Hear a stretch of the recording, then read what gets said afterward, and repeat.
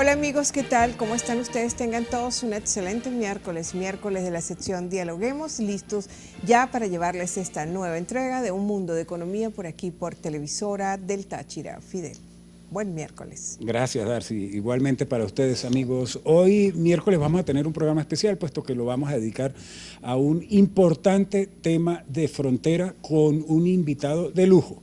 Vamos a estar hablando sobre el cumpleaños número 4 del cierre de la frontera. ¿Y ahora qué? Es lo que nos preguntamos. 4 años con la frontera cerrada, ¿y ahora qué? ¿Quién es nuestro invitado, Darcy? Un invitado muy especial, muy conocedor de la materia, nada más y nada menos que el doctor Walter Márquez, director general de Alianza Frontera. Doctor, muchísimas gracias por atender a nuestra invitación. Es un honor tenerlo aquí en Un Mundo de Economía. Ciertamente. Un gran saludo para los dos. Gracias, doctor. Muchas gracias por esa invitación. Indudablemente que el cierre de frontera es un hecho que nos sorprendió a todos por la magnitud de la crisis que generó.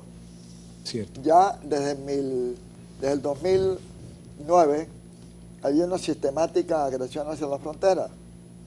Una, la destrucción de los puentes fronterizos en las cuencas altas del río Táchira. Dos, el cierre de la frontera con motivo de las elecciones presidenciales entre Maduro y Capriles en abril del 2013. Luego, el cierre de frontera en diciembre del 2013 a raíz de las elecciones municipales. Fueron cierres prolongados. Sí, de 15 días. De 15 días.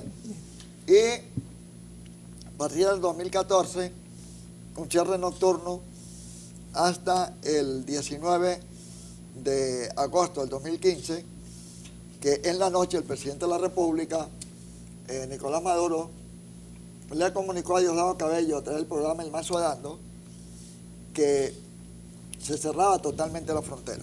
Allí ocurrieron 3 hechos que están concatenados, que están vinculados.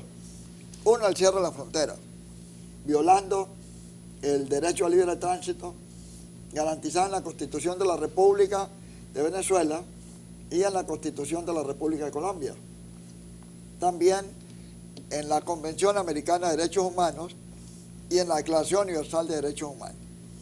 Salvo hechos fortuitos, una guerra, un terremoto, una epidemia, los países pueden cerrar la frontera, pero ante argumentos reales. Y previo anuncio. Y previo anuncio. El presidente violó el procedimiento constitucional porque él suspendió el libre paso de la frontera por una orden verbal, una orden telefónica. Y eso no se puede hacer de esa manera. Tiene que reunirse el presidente en Consejo de Ministros y restringir, ni siquiera suspender. La Constitución de 1961 permitía suspender las garantías. La Constitución de 1999, impulsada por Hugo Chávez Frías, señala restringir y se debe proceder a reglamentar, a regular esa norma constitucional que se restringe. Bueno, aquí no. Aquí se ordena el cierre de frontera. El 21 de agosto se decreta el estado de excepción y el 24 se publica en Gaceta. Entre el 19 de la noche y el 24 pasó de todo. Ocurrieron otros hechos lamentables. Primero, la deportación forzosa. Los estados tienen la facultad de deportar a una persona. ¿Por qué se llama forzosa? Porque es a la fuerza, claro, violando el Estado de Derecho. Y eso, aproximadamente unos 1.500 colombianos fueron deportados de manera forzosa. Segundo lugar, vino un desplazamiento forzoso. La deportación es un acto administrativo en el que la policía o el ejército o la guardia o los funcionarios del SAIME agarran a alguien, lo ponen a orden de la autoridad colombiana. Pero después vino el desplazamiento forzoso, que es que ante el temor, la coacción, la gente agarró sus coroticos, sus ropas, sus niños, y pasaron al río Táchira, y esas escenas las vimos a nivel internacional. Sí, penoso. Y el cuarto elemento fue la destrucción de las viviendas de un sector, de un barrio que lo había consolidado el mismo gobierno, que es el barrio La Invasión. Nosotros documentamos avisos, pancartas del gobierno, del régimen, donde aparecía documentada toda esa información de que se fue construyendo paulatina y progresivamente ese barrio. Bien, nosotros debemos cumplir con una pausa comercial y enseguida regresaremos con más de Un Mundo de Economía, dialogando en este mediodía con el doctor Walter Márquez, tras 4 años del cierre de la frontera. ¿Y ahora qué? No se aparten, por favor.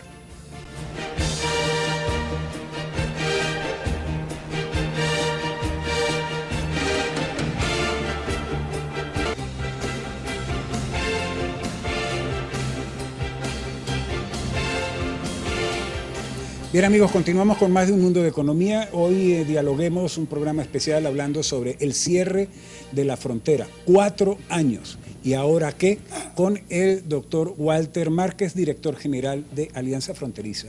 Por cierto, doctor Márquez, Alianza Fronteriza, ustedes crearon una organización que usted dirige, Alianza Fronteriza, que tiene su par del lado colombiano. Intuimos, se crearon con la finalidad de buscar la reapertura de la frontera, la reapertura de los puentes y de la frontera y la normalización de la zona de frontera. En ese sentido, nos gustaría saber, y me imagino nuestra audiencia también, qué debe hacerse y qué se está haciendo para, digamos, normalizar la situación en la frontera y lograr la reapertura total y definitiva. Bueno, Alianza Fronteriza surgió a raíz de una petición del sector empresarial del transporte y del sector aduanero de pedir la reapertura de la frontera. Pero yo les planteé a ellos que teníamos que aglutinar los diferentes sectores, porque la visión de cada quien pues, es complementaria a la otra. Para el transportista su problema es mayor, para el comerciante su problema es mayor, para el que tiene un hijo que estudia al otro lado de la frontera también es su problema, o para el obrero. Entonces esa visión integral nos llevó a crear Alianza Fronteriza, donde está Vladimir Tobar de Fedecámara y que es también activista de la defensa de los derechos de los aduaneros. Está Casanova del sector transporte, profesor de la ULA, que forma parte de este tema, Francisco Sánchez, y tenemos una contraparte colombiana, que es el señor Leonardo Méndez, un empresario del sector transporte, que tiene allá fronteras abiertas, frontera libre.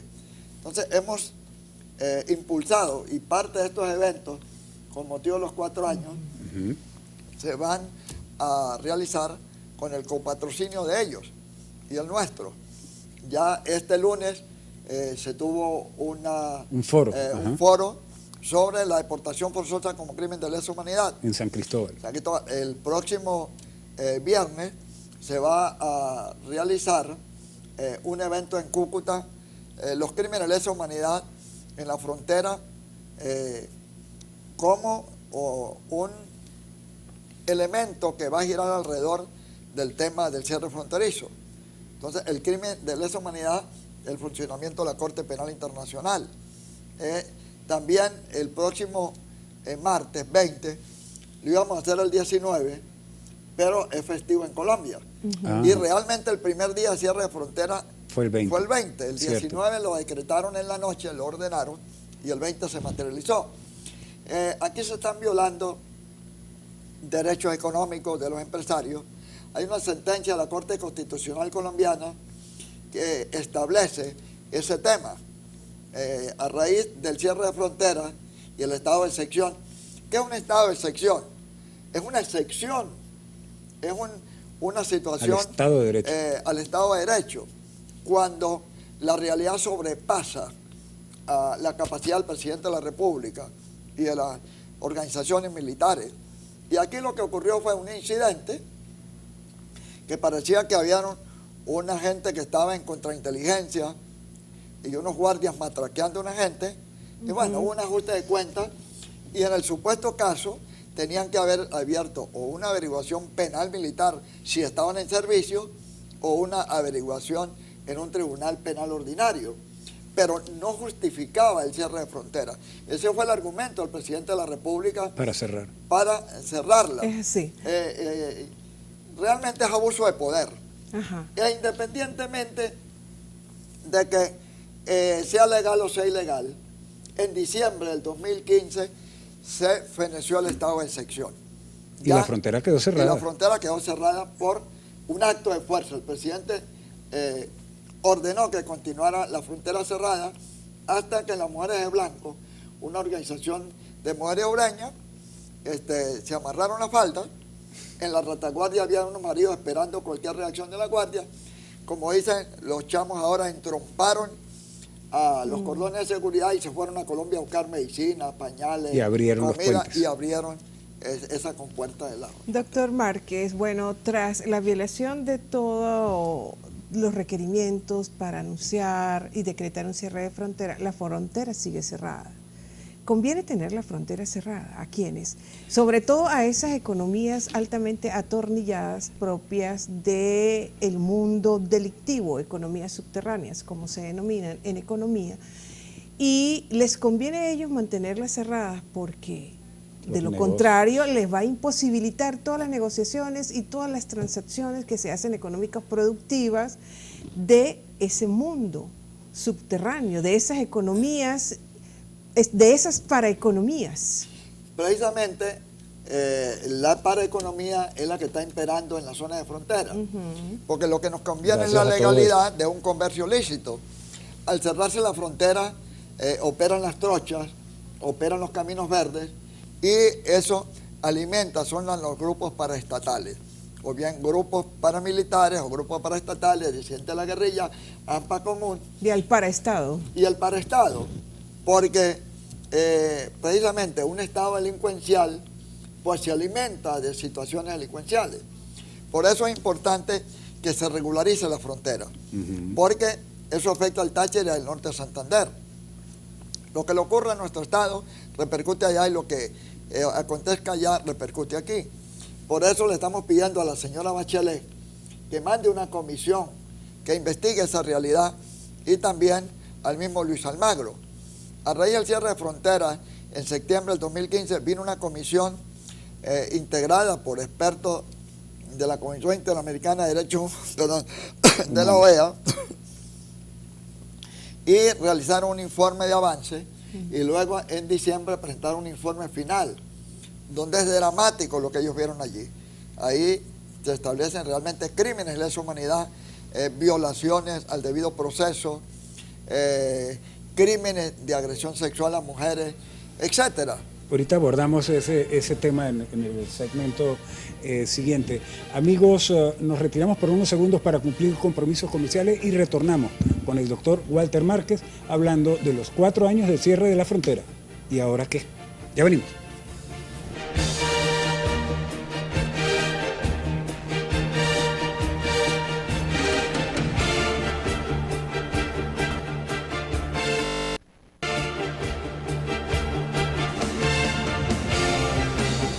Estamos de regreso con más de Un Mundo de Economía, hoy miércoles de Dialoguemos, conversando con el doctor Walter Márquez sobre, bueno, ya se van a cumplir 4 años de cierre de la frontera y ahora qué. En el segmento anterior conversábamos, doctor Márquez, sobre, bueno, indiscutiblemente tras estos 4 años de cierre de frontera, pues se han suscitado una serie de eventos económicos, sociales muy delicados que han trastocado la vida de todos sus habitantes, tanto de lo que es San Antonio, Ureña, Cúcuta, Villa del Rosario y otras zonas de influencia dentro de esos territorios. Situaciones delicadas que ya rayan para calificarse como crímenes de lesa humanidad, abusos de todo tipo. Efectivamente, de acuerdo al Estatuto de Roma, en la Corte Penal Internacional, en este cierre de frontera ocurrieron 3 hechos que se convierten en el crimen de persecución por razones nacionales contra el colombiano, Sí. en el crimen de lesa humanidad, de desplazamiento y deportaciones forzosas, está asociado también a otros tratos inhumanos cuando la gente le destruye su vivienda, porque alrededor de una vivienda está una familia, es un atentado contra la familia. El cierre de fronteras es un atentado contra la integración, porque Bolívar fue un hombre integracionista y la propia Constitución de la República nuestra también así lo establece. Los desplazamientos forzosos y deportaciones son un atentado contra los migrantes, que es un derecho universal, de migrar, de entrar, de salir. Por eso nosotros, a través de un equipo interdisciplinario, investigamos, documentamos, analizamos, redactamos, formalizamos la denuncia ante el Ministerio Público en Venezuela. Eso fue al Tribunal Supremo de Justicia en sala plena, que se estimó los sólidos argumentos presentados. También hicimos la denuncia en Colombia, porque para que haya un desplazamiento forzoso o una deportación forzosa, tiene que pasar la frontera. Si la gente no pasa la frontera, en el lado venezolano no hay delito. El delito se consume cuando la gente da el paso y traspasa la raya, entra al territorio de otro país. Claro. Allí, Colombia, a quien denunciamos también, el vecino país, y especialmente la destrucción de los puentes, porque los puentes de la cuenca alta del río Táchira, de Ranre, Gombalia, de Delicia, los destruyeron, pero no destruyeron puentes solamente venezolanos, sino el puente se destruyó en ambos lados del río, en ambos estribos. Entonces es un delito binacional, un delito supranacional, un delito internacional. Y Colombia alegó que Maduro tenía inmunidad y privilegio como jefe de Estado. Cuando se trata de crímenes de lesa humanidad, de acuerdo al Estatuto de Roma, no se puede invocar la condición de jefe de Estado, ni jefe de gobierno, ni de parlamentario. Esa es una manera de encubrirlo, porque la Fiscalía colombiana, ante nuestra denuncia, se la envió al gobierno de Nicolás Maduro para que investigara. Yo me sentí delatado después de esa denuncia, claro, que la Fiscalía se lo hubiera enviado a Venezuela. Intentamos una acción de amparo constitucional, que en Colombia le llaman recurso de tutela, ante el tribunal, a la Corte Suprema de Colombia, en sala penal, que también hizo lo mismo. Entonces aquí había un nivel de impunidad en Colombia, en Venezuela, y cuando recurrimos a la Corte Penal Internacional, la fiscal Fatua Bensouda, que es compinche, que es aliada de Haifa Laxami, la hermana de Tarek Laxami, pues ella, sin ningún argumento, desechó una denuncia de 165 páginas, 135 links de fuentes de información y 13 promoción de pruebas. En una paginita, la señora al comienzo dice señor o señora refiriendo a mí. No, yo soy señor o ciudadano. Es decir, ella no puede mandar una respuesta indefinida, porque yo tengo sexo definido con nombre y apellido. Lo otro, ella cometió errores inexcusables, diciendo que yo tenía que dirigirme al país para agotar la vía nacional, y ya la habíamos agotado, y le habíamos enviado un escrito de la complementariedad, que es un principio de la Corte. Es decir, se agota la vía nacional y se va a la vía internacional. Correcto. El otro argumento es que la Corte conoce casos a partir del 2002. Es un error elemental, cronológico. 2009, 2014, en las protestas populares que denunciamos, y el 2015 posterior al 2002. Claro. Entonces ese es un error inexcusable. El otro es que teníamos que definir si era genocidio, crímenes de guerra o crímenes de lesa humanidad. Jamás denunciamos crímenes de guerra, porque aquí no hubo una guerra. Jamás denunciamos genocidio, que es una persecución contra un grupo étnico en particular. Denunciamos crímenes de lesa humanidad, y de manera específica cuáles, empezando por las deportaciones forzosas, torturas, trato cruel, inhumano y grande.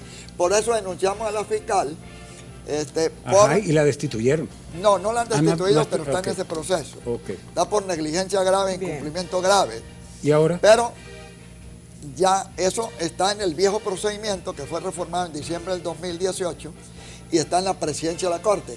Pero con el nuevo procedimiento, el 6 de agosto, ahorita hace pocos días, nosotros la semana pasada la denunciamos a ella, y el 7 ya emitieron la denuncia y se está abriendo el procedimiento. Bueno, es decir, que tenemos dos denuncias contra la fiscal por negligencia grave e incumplimiento grave.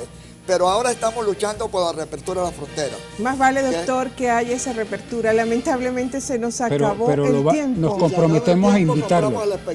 Exactamente, muy bueno. Y menos mal que estamos aquí cerca o la vemos digitalmente. Para finalizar, pidiéndole a Luis Almagro y pidiéndole a la señora Bachelet, tanto la OEA o la ONU, que investiguen los graves crímenes de lesa humanidad y grave violación de derechos humanos y se pronuncien sobre la obligación del Estado venezolano de reaperturar la frontera y garantizar el libre paso de bienes y de personas. Perfecto. Excelente. Doctor, muchas gracias. Muchísimas gracias, doctor. Un gusto haberlo tenido. Y a todos tenido. ustedes, amigos, muchísimas gracias por su atención. Y ya saben que la economía hoy más que nunca adquiere mayor relevancia como principio y conocimiento en nuestras vidas prácticas. Buen provecho para todos.